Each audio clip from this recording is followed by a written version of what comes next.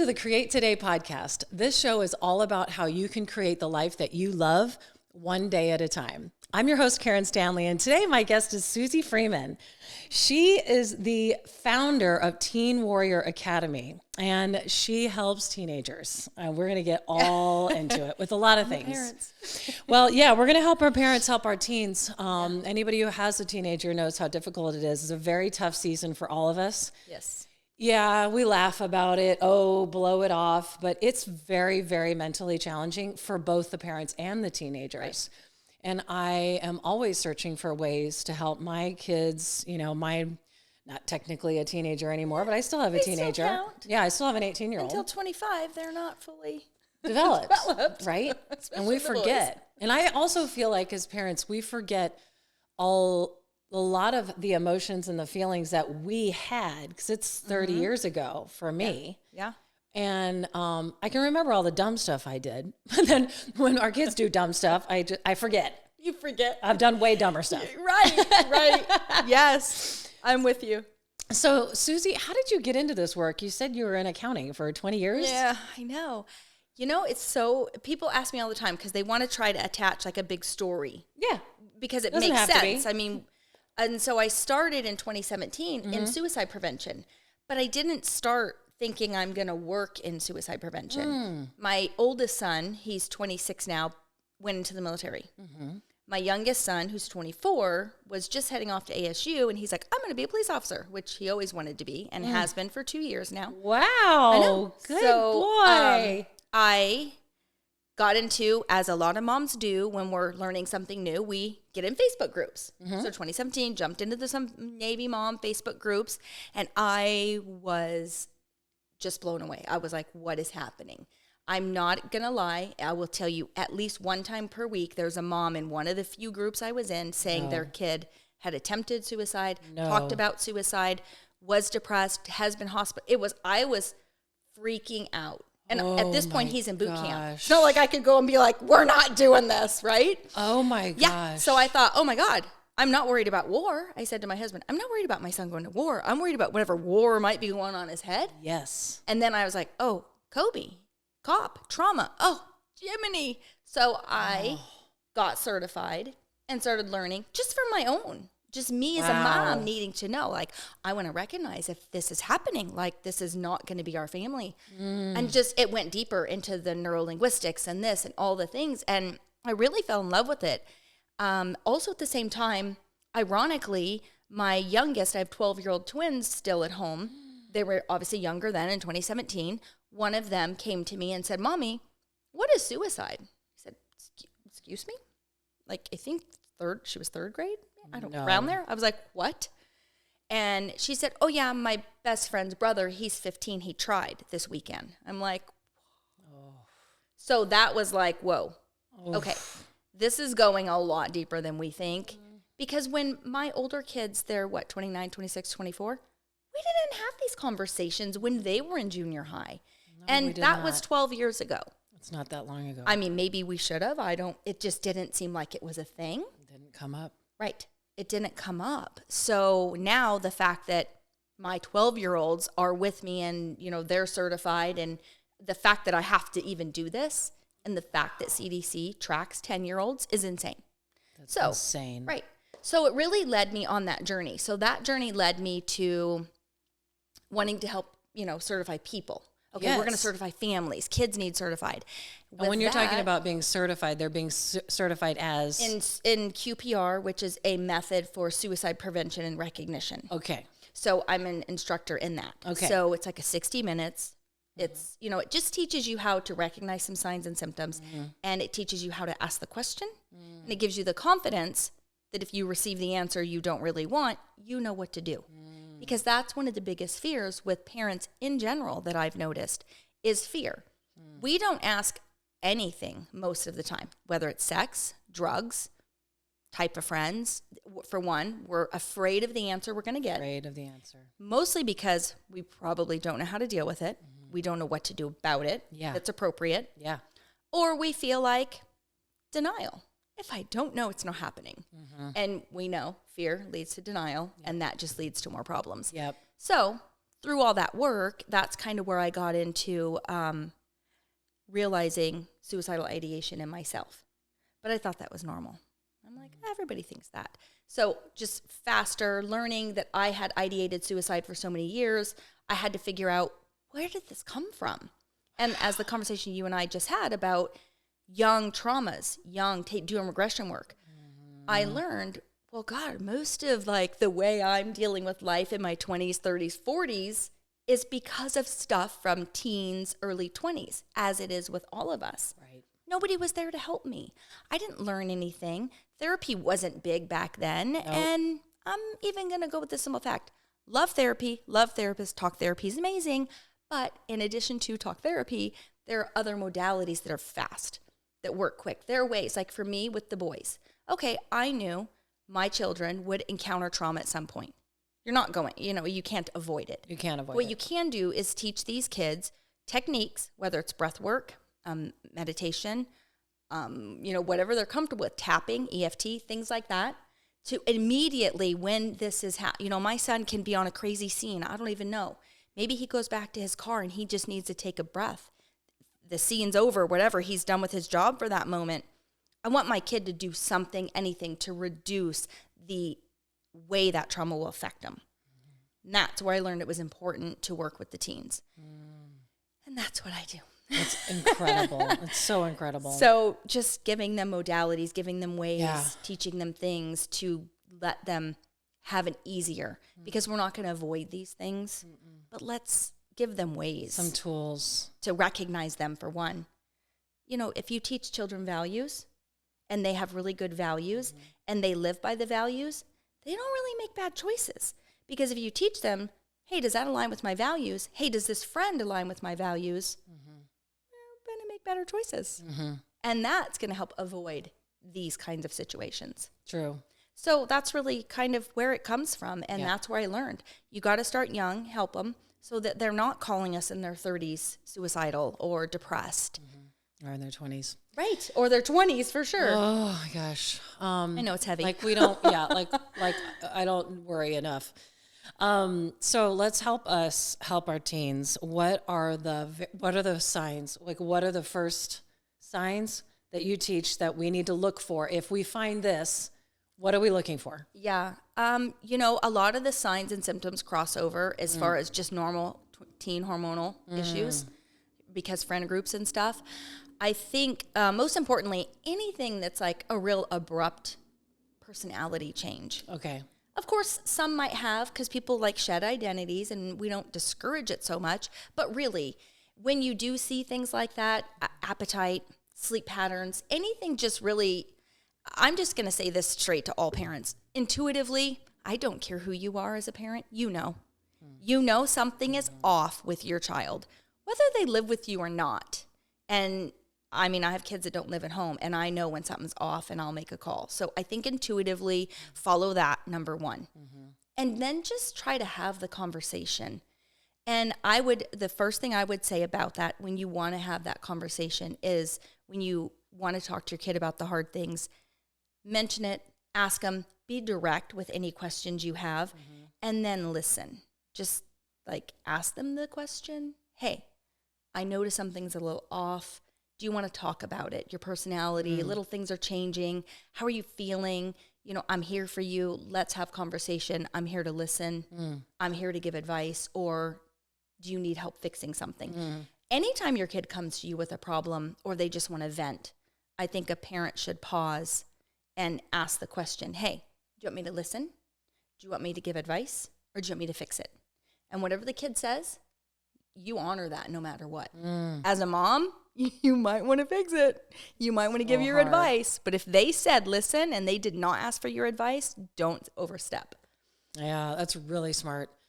I think everybody could learn to do that a little bit more. Just like that doesn't come naturally, I don't think, for very many women that I know. It's so hard to do, to let go of that need to teach and fix. Right.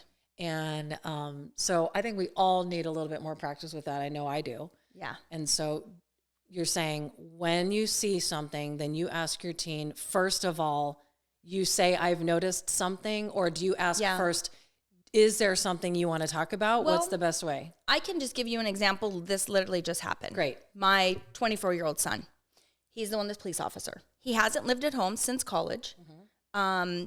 He just moved into his own place, like finally alone, no roommates. He just changed shifts at work. So now he's doing the 8 p.m. to 6 a.m. shift. There's a lot happening. He also just has a new girlfriend. So the last couple times I've seen him, I just had met him with the new girlfriend. And they were brief encounters, but I just felt like something was off. I was just like, it just wasn't normal. And it was bothering me. You know when something bothering you, you're just like, is he mad at me? Did I do something wrong? Like, and you just sit and kind of spin out. Yeah, and you play all the different scenarios of what it could be. So we do it with friends. We do it with groups. I mean, so I'm just going to throw this advice for all of this. But so what I did was I called him last week. I said, hey, son, or I sent him a text because I sleep schedule. Whenever you're up, when you have a few minutes alone, I need to have conversation. I'm happy to meet you for lunch or we could just chat. So, of course, when he woke up, he called. And I just told him. I just have learned to... may not always communicate the best, but I let them know that. Hey, I may not communicate this properly to you, but here's what I'm feeling right now. I don't know why I'm feeling like off. Did I do something wrong? Are you mad at me? Did I embarrass you? I didn't know. Did I embarrass him in front of his girlfriend? It was just weird, right? So many, I know. It just things were just weird. And I said, hey, or is there something happening at work or something has happened and you're struggling? So I wanted him to know all the things I was thinking without it being judgy. The best way. I'm feeling, I'm thinking, I'm not sure. Help me. Like, what do I need? He's like, oh my God, Mom, no, it's not you at all. I am tired. I just am trying to get my apartment settled. The shift change, I am so exhausted. It has nothing to do with you. I'm sorry you feel that way. And then the next time I saw him, he brought me flowers and he was, very kind. So, good boy. But it was so nice to just get that off my chest. And for him, I didn't put a burden on him of, you're making me feel like I did something wrong, son. No, you're making me statements. No way. No. I was like, hey, I don't know what I'm feeling. Can you help me? Yeah. I want to fix what's happening. And I always firmly believe anytime there's something wrong in a parent-child relationship, the parent always has to make the move. Always. There's no being stubborn. You don't get that opportunity. You do not get that opportunity. You are a mom. You're a dad. You chose to have a child, so this is your life. It's true. Forever. Even when they're 50. It's true. I have a 30-year-old daughter, and sometimes I'm like, do I have to mommy you today? Yeah, probably. I know, right? I know. I just got off the phone with my mom, who's 82. Oh, wow. And she's just talking my ear off, and she's so funny. The older she gets, the funnier she gets. I bet. Because she doesn't care. She doesn't care what anybody thinks. She's just like so funny and relaxed, and she's cracking herself up. She's cracking me up, and it was just, you're never done. You always need your mom. You're always going to need your dad. Even if you don't like them, even if you're arguing or mad at them for a year or whatever, it's just like, as parents, it's just like, you don't really get it. I think maybe it's because us, Gen Xers, we were so independent. We didn't even have cell phone. They couldn't even get a hold of us after we left home. Like, be home by dark. You're like, hey. Like, even as an adult, we still didn't have cell phones. Like, they never even knew where we were ever. Yeah. And it was just like always we're always going to figure it out no matter what. I didn't call them very much. Like, it was so different. So maybe that's why it's surprising to me that, as your teens in the season I'm in, they're turning into young adults, and I have other young adult kids. It's just interesting. It's like, wow, I didn't realize how much they still need you. Not every second, but I mean, they still need parents. Yeah, and I think that's a really weird balance for us moms to understand is that when they're becoming teens and even into this young adult, like my boys that aren't married yet, they're still single, and they're still learning their life. They're finding their life. They're finding their footing, their career, their happiness. For right now, for them in their minds, it's about them and their success and where they're going. And it's not like they spend each day going, ooh, ooh, what about my mom? They don't. I'm sorry, moms, they don't. We do. We're like, what's my child doing? Oh, I wonder how he's feeling. You know, we think of our children every day. 24/7. All we need to do is let them know we're always there. We're always there. I don't get upset. I don't make comments of like, oh, you finally called your mother. Don't get me wrong. I make jokes like for the boys because the boys are so bad at calling. So bad. So bad. So I'll like find these like I found these crystals in one place. It says, call mom. And I like mailed one to my Navy son. Cute. He's like, seriously, mom? Aww. But he calls me enough. They know it's a joke. It's a joke. Yeah. It's a joke. It's like, always remember your mom. Yeah. Like I saw a keychain that says, don't do stupid shit, mom.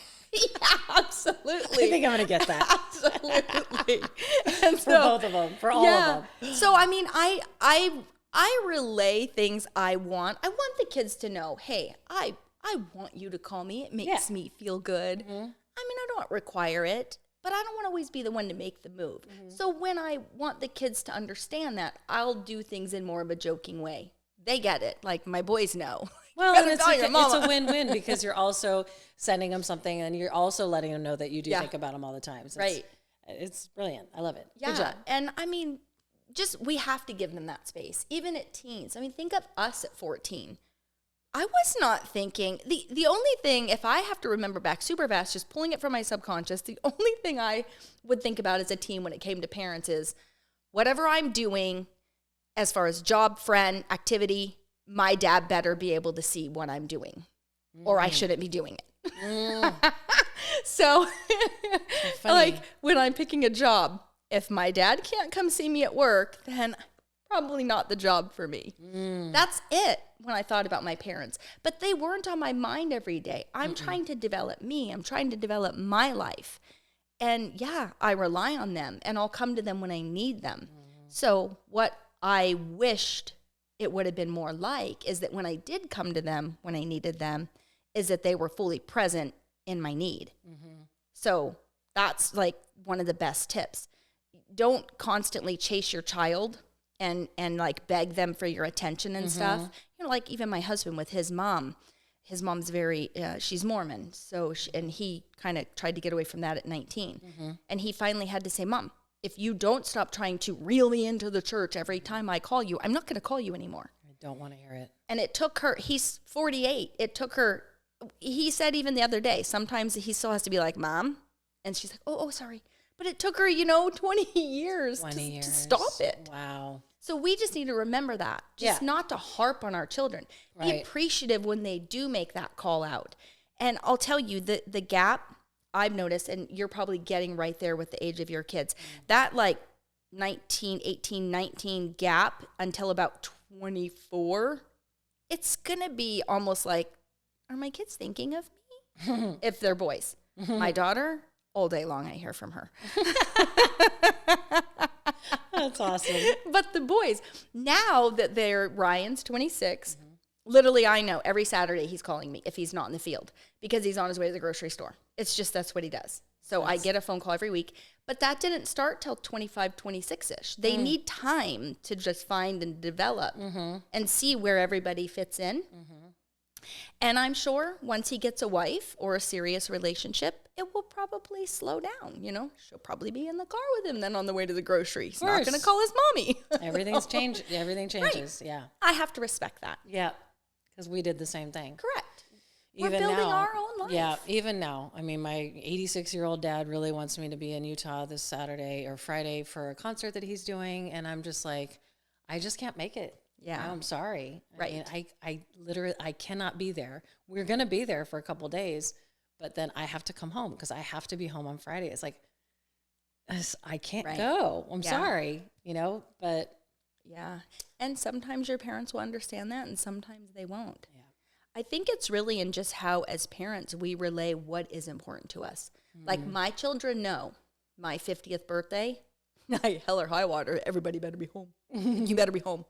When is it? Is it soon? It's March. Oh, yay. So far, everyone's home. Gonna be home. Oh, yay. My Navy son's already gonna be home for a wedding, and he's in between. He teaches at the training center for the Marines. Oh, so wow. he teaches mountain warfare training.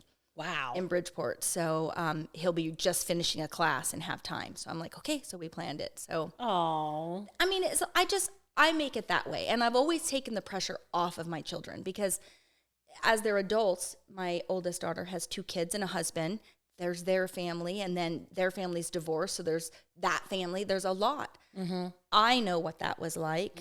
And I think if we remember when we were younger, things that drove us nutty or that were really hard that our parents would pressure us on, if we just remember those things and do different, it will be better. Right? It's that that little percent better than the last. and it's usually not 180 degrees. It's better. That's what I've found out. But I love that because I was thinking about holidays. I did not grow up that way with a divorced family. Yeah. Everything was shut down all day. Christmas was all day family. Same with my husband. We didn't see friends, nobody. So it's like, I am not used to that at all. And now I have bonus kids. I've got my own kids. They have boyfriends and girlfriends now. Then they've got their mom. They've got their dad. They've got 9 stops on every holiday. Yes. And I finally was like, why am I doing this? Let's just choose a different day. Yes. And I don't want this. I love the holidays. I want everybody to come over. I want to have a big meal. I want to cook. I don't cook a lot anymore, but I do enjoy it. And so I cook then. That's about when I cook. Right? I used to cook all the time, 24/7, like my kids, their whole lives. And now I really just don't. You know, we order a lot of our like meals that are like prepared meals from like a meal prep service. Okay. And other than that, you know, it's basically, protein shakes, or we'll throw a steak on the grill. I don't cook. Yeah. I literally don't cook anymore. And so but I want to every once in a while. And so anyway, we're going to do Thanksgiving on Saturday night. Like, I don't even want to, this 5-minute drive-by holiday I can't handle it. Like, I don't even want to do it. Like, I get a drive-by, and it kills me every time. Like, I did all of this for 5 minutes. Oh, God. Okay. Because I understand. Because they have to go. Right. They got to go there, and then their significant others are divorced too. They literally have. And they're trying to decide. Like, my daughter was trying to decide. She's like, well, maybe we'll do dessert at your house, or then they'll think they're only going to eat like turkey here, and then come to mine, and they're like, oh, we overate. Then they don't eat anything. Oh my God. Right. So I totally am with you. Yeah. I did ask the children, which I've kind of said, and it's so funny because I'll say things forever, like starting little and keep reminding them, like the subconscious, planting it. Yeah. I said, look, all I want is you're going to have spouses. Everybody's going to do their thing. Yeah. Don't put me on the map of a stressful day. Let's not do that. Like you said, pick another day where it's all ours and it's fun. And we don't even have to do it every year, because I know they might start moving around. Yeah. Initially, when I was saying that to us, Kobe really wanted to go away to college and was going to move away, but he decided to stay, and he's a police officer here in Tempe. So we're all here except for Ryan, you know. And we've been pretty lucky with he's been in 6 years. We've been pretty lucky with him being home a lot, except through COVID, but that, it is what it is. I just tell him at least every other year, let's make it a point where we're all together. Yeah. Like, I get if your wife and his wife and her husband, but y'all need to work it out, odds or evens. Yeah. You guys do that? Yeah. Just tell me. But out of fairness, come on. And it doesn't even have to be the actual holiday. Just I want every other year we're together. Yeah. Somewhere in this time frame. Yeah. Somewhere this November, here. December time frame. Yeah, I agree. That's it. Yeah, I agree. And so I'll probably do happy. Christmas on the 23rd or the 24th. We'll just have the whole thing on, whatever. Yeah. Just like we're going to do a different day. I haven't picked it out, but that just works so much better as I don't have to rush. They don't have somewhere else to be. We can just, spend time. Right. But that's awesome. Okay. So we see a teenager really struggling or having some changes. So talking Christmas lunch dinner. Sorry, parents. That's how we roll. We got everything covered. Hey, no, we got to cover what to do with the holidays, what to do with older kids when they get older. We're going to get everybody all fixed up. Yeah. But when we see a child, and this goes for anybody who sees any child, really suffering, but if it's your own child, you ask them if there's something that you want to discuss. We're asking them if you would like to talk, So not necessarily anything wrong or what's the matter or like are you choosing your words more specifically than that or not really? I think anything you do, you come with an open mind that's not judgmental. So just think about the question. Think about if somebody asked you a certain question. There's a million ways we can ask. I was thinking about this with sunscreen on the way. It's like when you want to tell somebody something, tell it in a way that's about like you and why you do it, not, oh, you should.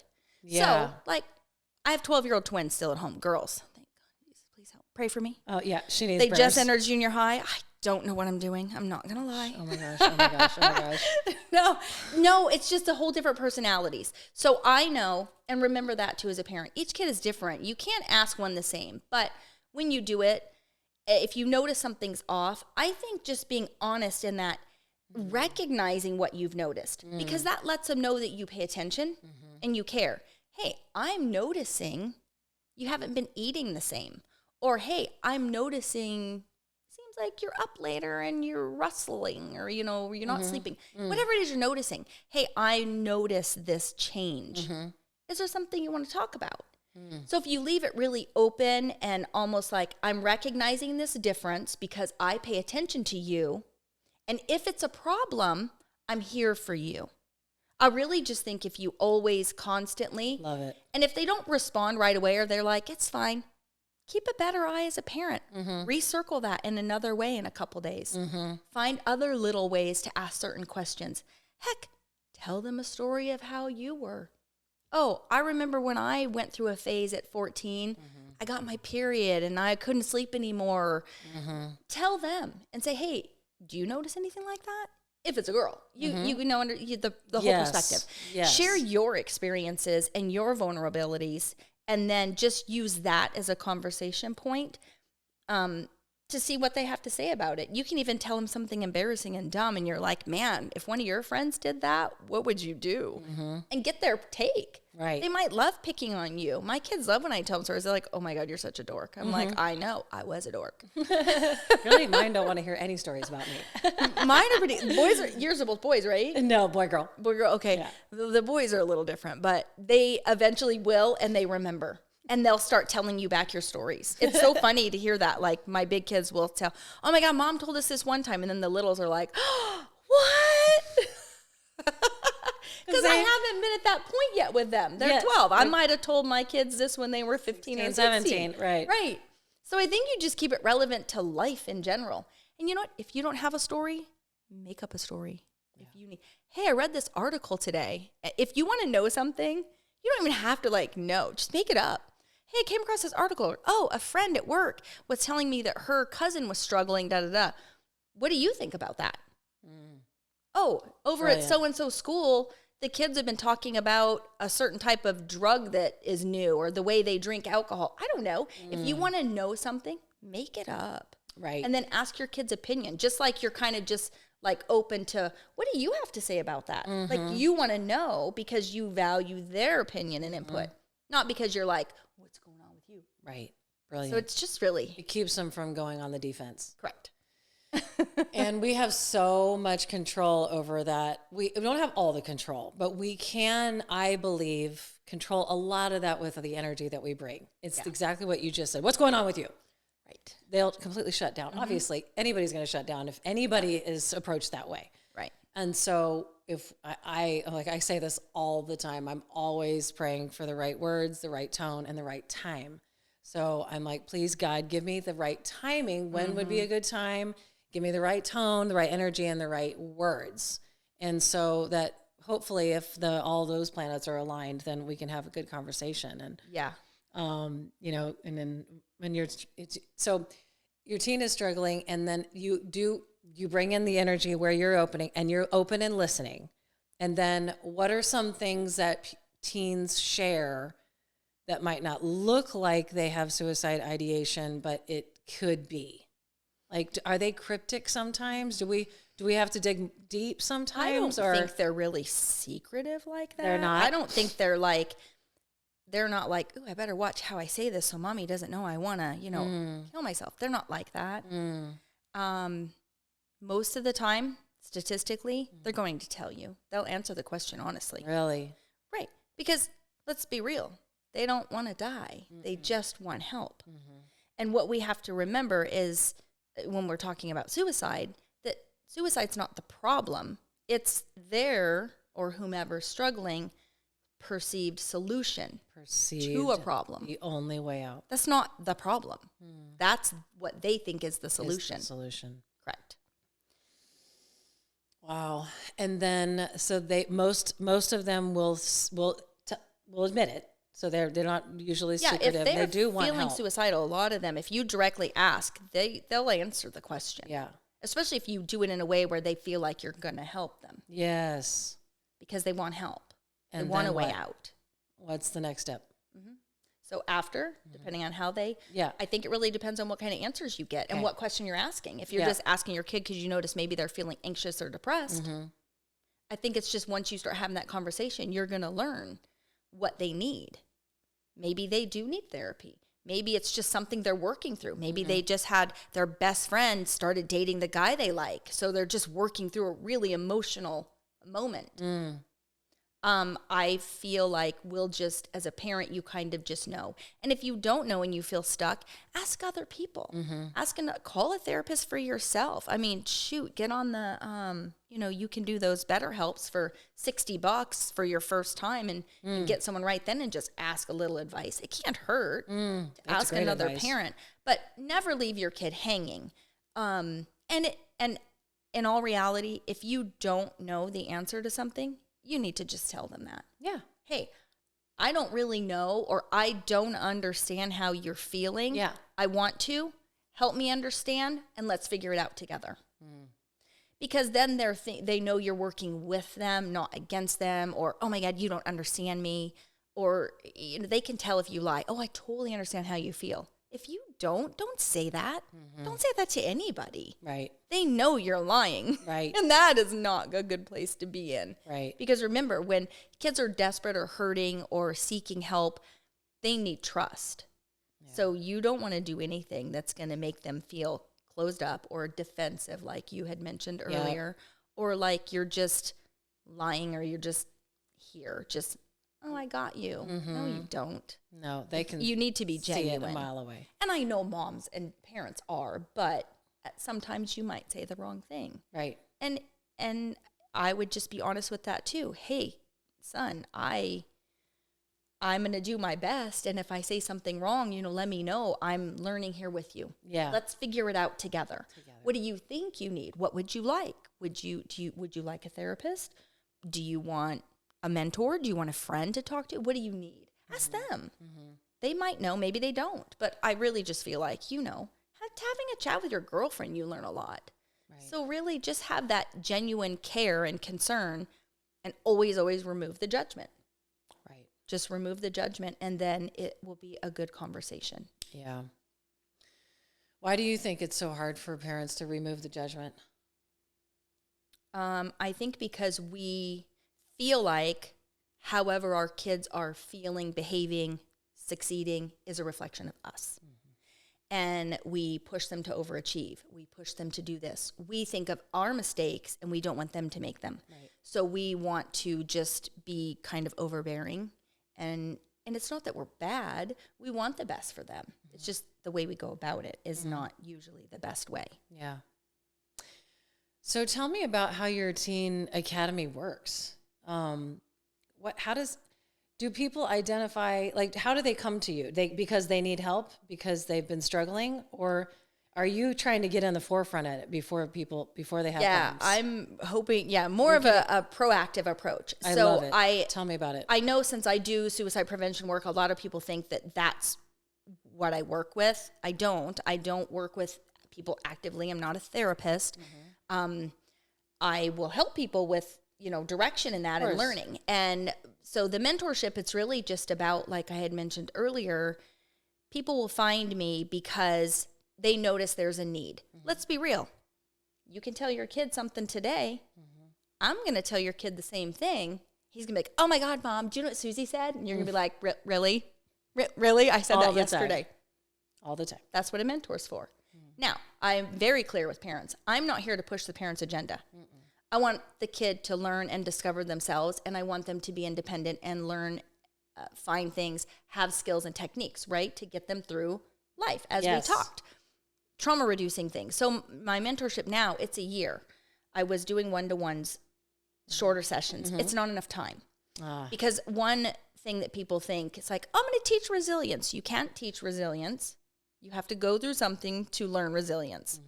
And let's think about a teenager. The year in the life of a teenager, imagine being with them that whole year.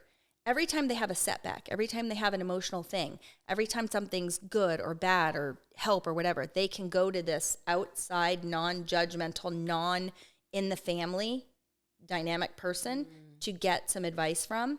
And then I also learned through working that the smaller peer groups, because I run them now, small peer, they've got that input. So we get together, they get whatever, they get daily lessons, and then we work through. And if something's up, they're like, oh my God, another example, like I said, my best friend is dating the guy I like. Well, she's in a group with 8 other girls, her age level, and a mentor, and we're walking and talking and helping her through it. She gets other people's perspectives that are on her level. There's just a whole lot with that. And then also with my program, I require the parents to kind of come through. They don't go through with the child. They're very separate. But the parent gets a lesson and stays on point of what the child's learning. Oh, cool. Because we and the child need that additional support. Right. So you as a parent, you're sending your teen into this mentorship program, which is kind of like course-oriented, but mentorship. So it's coaching mentor. So they're learning things. You need to know what they're working on. Yes. Oh, hey, I see that this month you're learning habits and routines. Sweet. Tell me about that. It gives you a way, because my entire whole goal for this is to really build a better family bond. What's lacking is, and what was very fearful for me is, once my kids leave the house, are they going to come back? Or it was always, I guess not so much are they going to come back, but because I knew we had a good relationship. But it's one of those of, did I miss the boat? Did I do enough? I feel like we didn't talk, all those things that moms think about. So I just want parents to know and how to build that really good bond where when your kid is 50, they're like, you know what, I'm going to call my mom. Or, something they're going through at any age for anything. Yeah. That they know and feel like they can call you, even if it's just hear me sigh and be like sad for a minute, right? Just to know your mom's there. Yes. And for the parent to know how to also communicate. So it's really just about that. If we teach the kid along and the parent's learning too, then it's just very synergistic, and it helps solidify to the child what we want them to know, because the parents know also, and then they get it. So we have more things to talk about. Correct. I love it. So all the fun things to talk about. Like, let's talk about EFT, not what drama happened at school today. I know.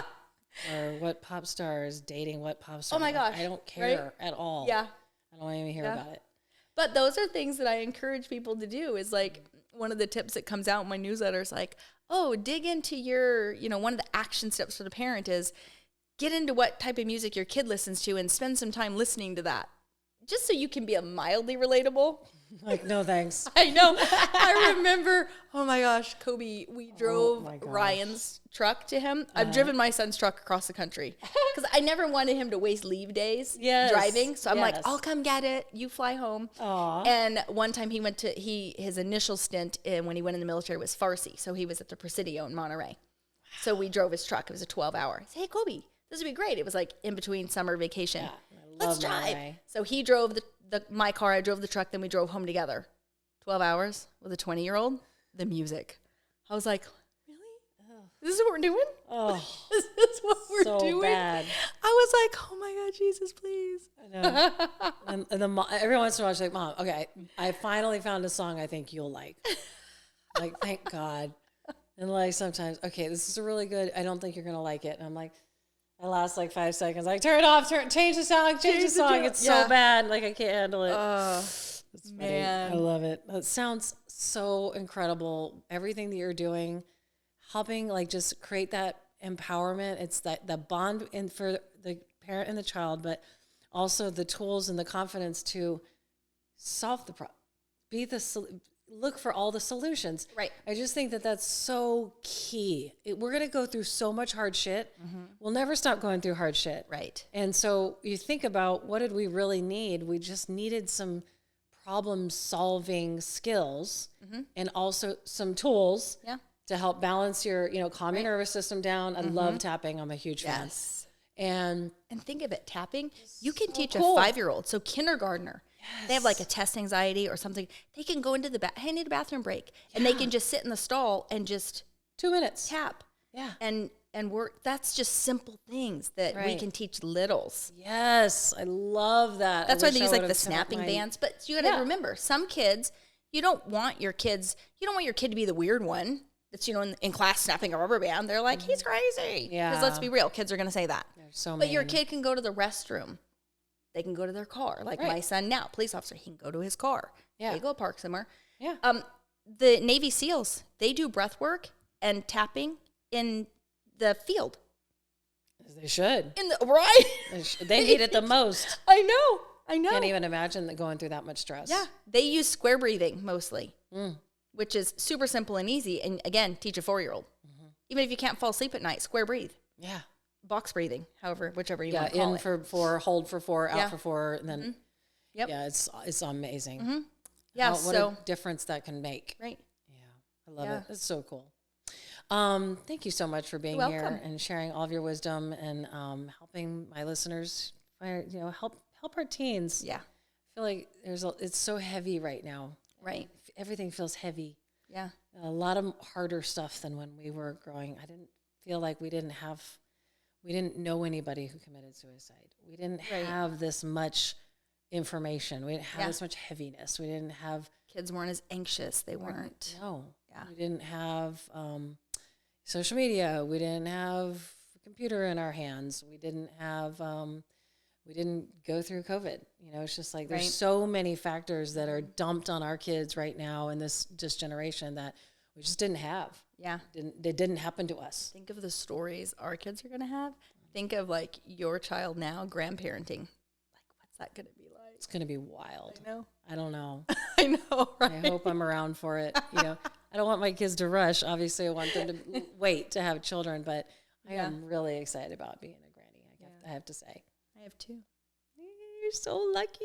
I have a 2-year-old granddaughter and a 4-month-old grandson. So lucky. So cute. I miss Except there's times, don't listen to this, Mercedes. The phone will ring and you're like, not today. Uh-oh. I can't babysit. Yeah, no. You always hear what are you doing? Guess I'm babysitting? I know. Like you want to be there. Like I have some, I can't right now. But yeah, can I later? That has been a very hard boundary for me. Yeah. I've just now started saying I can't, but I can here. Yeah. Like giving options. But man, because initially with the 2-year-old, I was just like, sure. I swear. It's like, which was great. You want to see her and you want to help and you want to see her and you want to help. But you do have a career in life and you have a husband and other kids. Yeah. Yeah. You other it's not even so much that. I forgot what it's like, a 2-year-old and an infant. Oh my God, that is so hard. No. I tell people all day long, I would rather have twins than that. Wow. Toddler, infant, so hard. So hard. You got one that's like screaming and one's pooping and you're like, I don't know what to do right now. He's trying to eat and she's taking off her diaper and... My husband literally like put his foot on her. He's like, stop touching yourself. Because she was trying to like take her diaper off. Because this one just like, he's trying to finish up. I'm like, what are you doing? My sister said there's a fertility clinic. It's where she lives or whatever. She said like the average age is 55. And I'm like, For having children? I don't buy it. I said, I want to meet one. That means you have to have a 60-year-old woman who wants to have a child. And I want to meet a 60-year-old woman who wants to have a freaking baby. I'm sorry. There's not one. That doesn't exist. Not me. I was 37. I did fertility with the twins. But there's and right that now was old. You think you want to have another kid right now at 50? Absolutely not. Fucking No. absolutely not. Absolutely not. I don't have the energy anymore. I'm 49. So we're only a year apart. And I'm just like, dude, I'm like, there's no way. I don't have the energy. I couldn't do it. No. And I absolutely know that now when the littles come over, right? Yeah, that proves it. Oh, it's so exhausting. My husband, and well, my poor husband, he only has, like, I met him, the older 3 are my first batch. And I met him, and my youngest was 8 at the time. Oh, yeah. So they were like 8, 10, and 12 or 14 or something. And so he didn't ever experience infant toddler. So right now he's like, how did moms do this? I'm like, Oh my gosh. He only experienced twin life. Yeah. Which I was a stay-at-home. He was able to pretty much always work from home. And then we hired a nanny. So it wasn't, there's no comparison now. Different. Yeah. When he gets you're left younger, alone. you're home. They're two. Yeah. I mean, I can't even imagine what it's like to have twins. I can't imagine what that's like. Oh my God. It's all crazy. That's awesome. Yeah. Well, how do people find you? SuziFreeman.com. Okay. Easy. SUZI. If you want to have be a part of the Teen Warrior Academy and doing amazing things. Anybody you know, if anybody's struggling, any teens are struggling, let's hit them before they start struggling. Let's give them some tools and put them through the program and just give them all kinds of ways to solve problems. I think that's what we need. Yeah.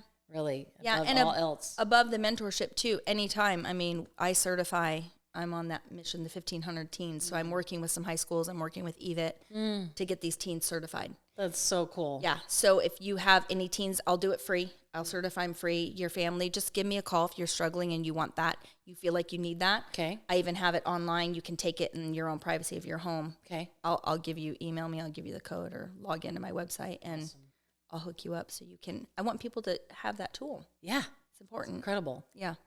Thank you so much for being here. And listeners, thank you so much for being here and supporting my show. God bless you. And thank you again. I really appreciate you. And just remember, you can create the life that you love and that our teenagers love one day at a time. God bless.